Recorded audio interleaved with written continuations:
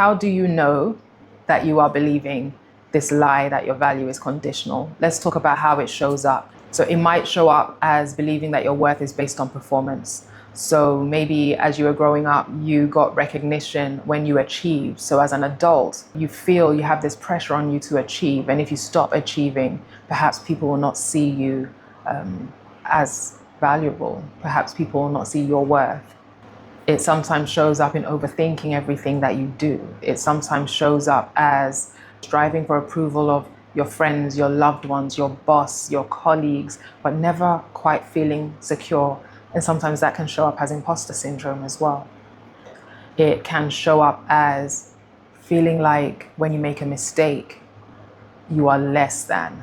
Feeling like your mistakes define you. So you spend so much of your time trying to not make mistakes or trying to almost cover up mistakes that you might make because you don't want somebody to see you as less valuable, or you don't want to be less valuable in somebody else's eyes. Sometimes it shows up as focusing on what other people are doing wrong, because if you focus on what they're doing wrong, nobody will see what you are doing wrong. And sometimes that stems back to having this belief that if you make a mistake, that defines you.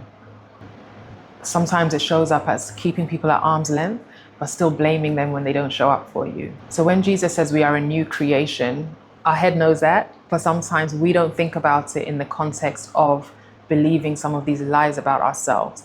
And the lie here is that your worth is conditional. Jesus tells us that your worth isn't conditional. He tells us that you are worthy. He tells us that you are enough. If this blessed you, share it with someone.